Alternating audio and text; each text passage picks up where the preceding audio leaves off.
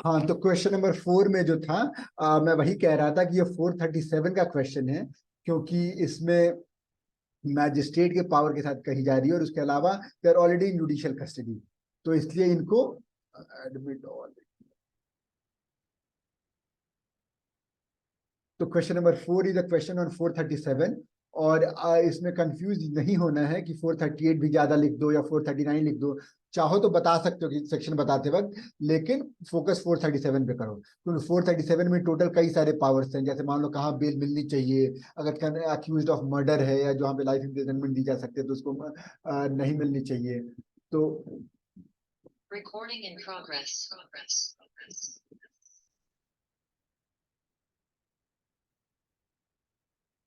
तो इसलिए 437 पे ही फोकस करना। अब उसके बाद आते हैं अगले वाले पे। ए कमिट्स फॉर्जरी, इस वाले केस में the police conduct preliminary inquiry and refused to register FIR, discuss the remedies available to B. तो पहली बात तो इसमें थोड़ा ललिता सिंह कोट करना कि रिफ्यूज कर रहे हैं। अब रेमेडीज अवेलेबल टू बी के लिए अब यहाँ पे कोट कर देना अपना मधुबाला वर्सेस सुरेश कुमार और सकीरी वासु, उसमें रेमेडीज क्या क्या अवेलेबल है वो उसमें कोर्ट ने अच्छे से बताया है। अब in the above mentioned fact police register FIR against him, arrest him at about 8 p.m. It takes 24 hours by the fastest available mode of transport to reach before the nearest magistrate. A is produced before after about 36 hours. तो ये मैंने बोला कि DK Basu बहुत detail में मत पढ़ो, लेकिन गाइडलाइंस पढ़ दो।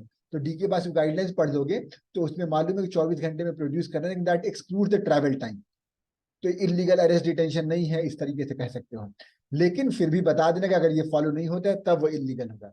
अच्छा दोस्तों, एक और बात याद रखो कि जो ये वाले जो सीआरपीसी केस में आर्टिकल 21 तो गांठ बांध कर रख लो। आर्टिकल 21 जब मन करे, जहां कुछ नहीं समझ में, आर्टिकल 21 डाल दो, क्योंकि जब भी क्रिमिनल लॉ चलता है लिबर्टी के इंडेंजर होने का खतरा जरूर रहता है।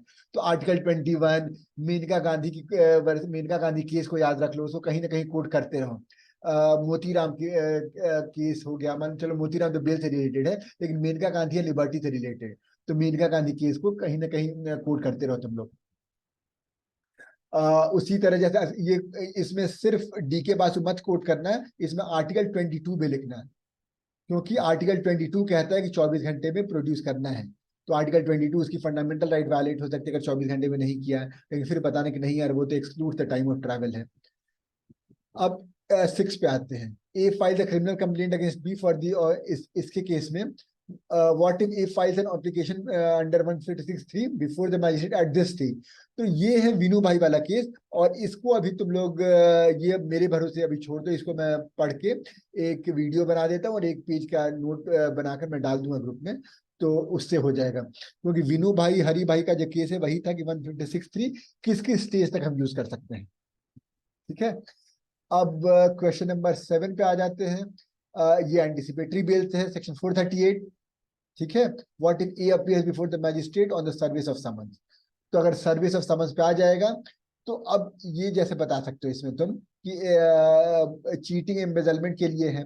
तो देखो ये वैसे 7A जो है तुम्हारे मतलब कायदे से अगर 7A का आंसर जो कोई बहुत पढ़ा मतलब पढ़ के लिख रहा होगा तो उसको इसमें सेक्शन 41 भी यूज कर सकता है कि 7 साल से कम पनिशमेंट अगर है चीटिंग और एम्बेजलमेंट के लिए तो एनी में उसको अरेस्ट किया नहीं जाएगा, जो दूसरा पार्ट है सर्विस ऑफ समन्स पे। तो इवन इफ एंटिसिपेटरी बेल नहीं मिली होगी तो भी कोई दिक्कत नहीं है। लेकिन अगर 7 साल से ज्यादा पनिशमेंट, अगर एंटिसिपेटरी बेल मिल गई तब तो कुछ होगा ही नहीं, तब तो जैसे सर्विस समन कोई उसको अरेस्ट नहीं करोगे। लेकिन अगर 7 साल से ज्यादा पनिशमेंट है और एंटिसिपेटरी बेल डिनाई हो गई है तो जब वो सर्विस ऑफ समन पे आएगा तो उसको अरेस्ट किया जा सकता है। तो तुमको ज्यादा नंबर मिलेंगे अगर इसमें तुम सेक्शन 41 को भी ला दोगे। 41 में लिखा हुआ है जो 41 में ये सेफ गार्ड दिए हुए, अगर 7 साल से कम का पनिशमेंट है तो ऐसे ऐसी चीजें होनी चाहिए। What is the power under 319(1) CrPC में किसी नए एक्यूज को ऐड करने के लिए। तो 319 का जो हमारा घिसा पीटा केस है, जैसे 319 वाला केस है हमारा Hardeep Singh versus state of Punjab, तो उसको यहाँ पे आ जाएगा Hardeep Singh versus state of Punjab, तो में पढ़ ही रहे हो तुम लोग। B is accused of committing theft, इसके केस में discuss whether arrest should have been effected और some other procedure should be followed. तो अब वही बात, ये सेक्शन 41 का केस है कि अगर थेफ्ट में 7 साल से कम वाली पनिशमेंट है तो उसके केस में, और भी बाकी बस मुझे ये वाला प्रोविजन याद है, और भी कुछ केसेस हैं, 4-5 चीजें लिखी हुई है सेक्शन 41 में, अगर मैं देखकर पढ़कर तुमको बताऊं तो सेक्शन 41 में ये लिखा हुआ है कि व्हेन पुलिस में अरेस्ट विदाउट वारंट, तो इसके ये सब चीजें लिखी हुई हैं। लेकिन 41A में अगर जाओगे तो notice of appearance before police officer, तो इन दोनों में कुछ सेफगार्ड्स भी दिए हुए हैं। जैसे if the following condition satisfied, if the police officer, जैसे 41 में पढ़ रहा हूँ, the police officer is satisfied that such arrest is necessary, necessary होना चाहिए, reason to believe on the basis of such complaint that such person has committed the said offence to prevent further commission. तो इसलिए अगर habitual offender है तो ये चीजें बदल जाएंगी। तो सेक्शन 41A इसके लिए पे बेस्ड एक क्वेश्चन है, थ्योरेटिकल क्वेश्चन है 8A। और 8B पे आएंगे, causing grievous hurt and is convicted, the person injured afterwards dies, can A be again tried for culpable homicide। तो ये चार्ज पे कि नए चार्जेस ऐड हो जाएंगे या नहीं ऐड हो जाएंगे। अगर एक बार मान लो कुछ चार्ज के तुम्हारा ट्रायल हो गया तो it is again A theoretical question. ये तुम्हारे सेक्शन जो pre trial proceeding charge framing वगैरह वाला जो सेक्शन है, और डिफरेंट समंग वारंट और जो तुम्हारे ट्रायल वाले हैं उसमें ये है, लेकिन इसमें कोई केस नहीं है। दोस्तों एक और रिक्वेस्ट आप लोग से है कि सीआरपीसी में केसेस बहुत मैटर करते हैं। तो कोई ऐसा क्वेश्चन, अगर अगर ऑप्शन है कि एक एक ऐसा क्वेश्चन जिसमें तुम केस लिख सकते हो और एक ऐसा क्वेश्चन जिसमें केस नहीं लिख सकते हो, तो कोशिश करना कि वो सेक्शन, वो आंसर, वो क्वेश्चन अटेम्प्ट करो जिसमें केस लिख सकते हो, क्योंकि सीआरपीसी में केस इंपॉर्टेंट हो जाता है।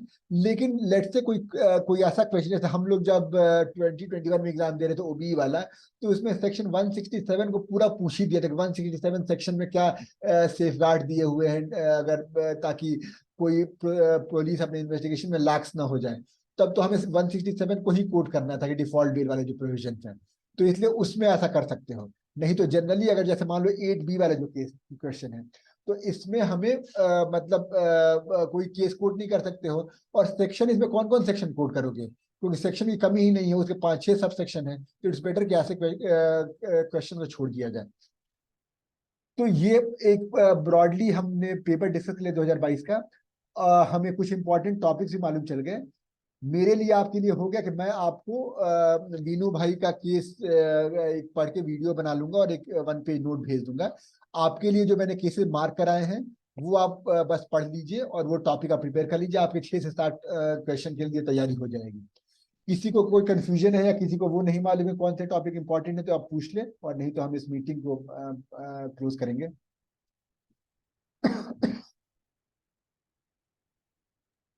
भैया डिफॉल्ट बेल के सेक्शन में कौन सा वाला केस मेंशन करना होगा? दो सेक्शन 167 डिफॉल्ट बेल का है, और इसके लिए हमारे केसमैट ने एक आर्टिकल दिया हुआ है, बस कुछ और ज्यादा नहीं दिया था। तो इसीलिए मैं बोला कि इस आर्टिकल को पढ़ने से बढ़िया है मैंने एक डिटेल वीडियो बनाई थी डिफॉल्ट बेल की, कि वो 60 दिन 90 दिन और उसमें कब गिना जाएगा, किसको इंक्लूड किया जाएगा। तो इसका एक डिफॉल्ट बेल का मैंने वीडियो बनाकर डाला हुआ, उसमें 2-3 केसेस मैंने कोट किए हुए हैं। तो वो वहां से वो तुम्हारे लिए एग्जॉस्टिव सोर्स है, उसके अलावा तुम्हें डिफॉल्ट बेल और कहीं पढ़ने की जरूरत नहीं है। ओके भैया। किसी को और कोई क्वेश्चन?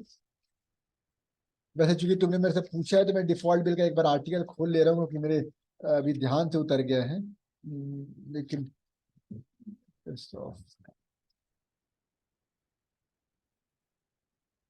मोनिका 108 पेज नंबर बता देता हूँ। हाँ ठीक है। हाँ तो डिफॉल्ट बेल में जैसे मान लो 167 मीनिंग ऑफ ट्रायल, ये 15-19 जैसे, हाँ तो डिफॉल्ट बेल में भी इशू यही हो जाता है। तो उसके लिए 3 केसेस है, हितेंद्र विष्णु ठाकुर वाला जो केस है, या उससे पहले हितेंद्र विष्णु ठाकुर तो 2 जज बेंच का केस था, संजय दत्त का केस है, संजय दत्त वर्सेस स्टेट। तो ये सब केसेस इसमें इंपॉर्टेंट हो जाते हैं, state of MP versus Rustam. तो उसमें मैंने 2-3 केसेस कोट किए हुए हैं उस वीडियो में। किसी को और कोई क्वेश्चन?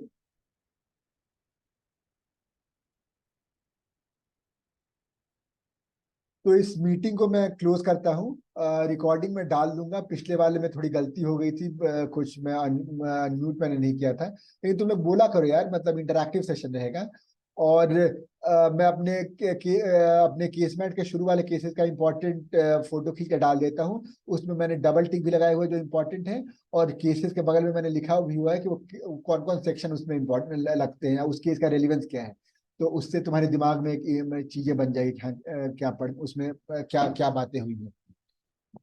तो चलो कल मिलते हैं, कल कोई टाइम तुम लोग बता लेना, उसमें हम पुराने पेपर डिस्कस कर लेंगे। ठीक है। और कोशिश करना जैसे मान लो शाम को कर ले, ताकि तुम लोग को और फिर पढ़ने के लिए टाइम रहे, ऐसा ना रहे कि फिर उसके बाद टाइम ना बचे। तो चलो, ऑल द बेस्ट, अच्छे से तैयारी करो, इंटरेस्टिंग है सीआरपीसी। कोई दिक्कत हो इसमें, इसमें तो मैंने पूरी मतलब A to Z वीडियो बना रखी थी। और मैंने तो चूंकि लॉयर के पर्सपेक्टिव से बनाया था, तो मैंने वो भी बना रखा था कि एक आर्ग्यूमेंट, एक मतलब प्रोसिक्यूशन कैसे करेगा, डिफेंस कैसे करेगा। और तो उस तरीके से तुम अपने आंसर में कंटेंशन वैसे लिख सकते हो, कंटेंशन ऐसे हो, डिफेंस ये आर्ग्यू कर सकता है, प्रोसिक्यूशन ये आर्ग्यू कर सकता है। चलो दोस्तों, ऑल द बेस्ट, कल मिलते हैं। Bye bye, good night. Thank you भैया। थैंक यू भैया। चलो, ओके, बाय, गुड नाइट।